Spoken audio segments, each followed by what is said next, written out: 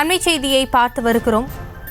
மதுரையில் பெண்கள் தங்கும் விடுதியில் தீ விபத்து ஏற்பட்டு 2 பெண்கள் பலியான சம்பவத்தில் தற்பொழுது அங்கு மாநகராட்சி ஆணையர் தினேஷ்குமார் நேரில் வந்து ஆய்வு செய்து விசாரணை மேற்கொண்டு வருகிறார். அந்த காட்சிகளையும் உடன் பார்த்து வருகிறோம். விவரங்களோடு இணைகிறார் எமது செய்தியாளர் பாலமுருகன்.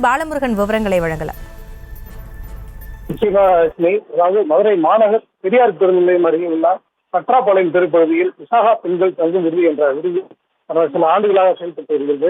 இதில் மதுரை, தேனி, திண்டுக்கல் உள்ளிட்ட பல்வேறு மாவட்டங்களைச் சேர்ந்த 45க்கும் மேற்பட்ட பெண்கள் தங்கி பணிபுரிந்து பெறப்படுகிறார்கள். இந்த நிலையில் இன்று காலை 4 மணி அளவில் விடுதியில் இருந்து கரும்புகை வெளியேறியது. இந்த நிலையில் அருகில் உள்ளவர்கள் தீயணைப்புத் துறையினருக்கு தகவல் அளித்தனர். இதனையடுத்து சம்பவ இடத்திற்கு விரைந்து வந்த தீயணைப்புத் துறையினர் புகையை வெளியே வந்த விடுதிக்குள் சென்ற தீயணைப்புத் துறையினர் 2 மணி நேரத்திற்கு மேலாக போராடி தீயை கட்டுக்குள் கொண்டு வந்தார்கள்.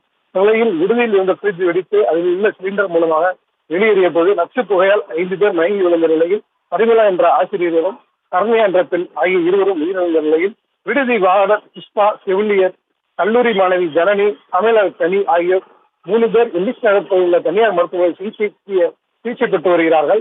இந்த நிலையில் உயிரிழந்த இருவரின் உடல் அரசு மருத்துவமனையில் உடற்குழு வைக்கப்பட்டுள்ள நிலையில் மேலும் 3 பேர் சிகிச்சை பெற்று வருகிறார்கள்.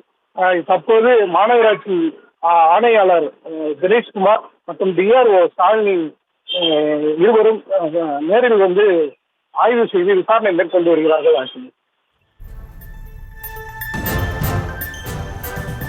விவரங்களுக்கு நன்றி பாலமுருகன். செய்திகளை உடனுக்குடனும் துல்லியமாகவும் தெரிந்து கொள்ள சப்ஸ்கிரைப் பண்ணுங்க.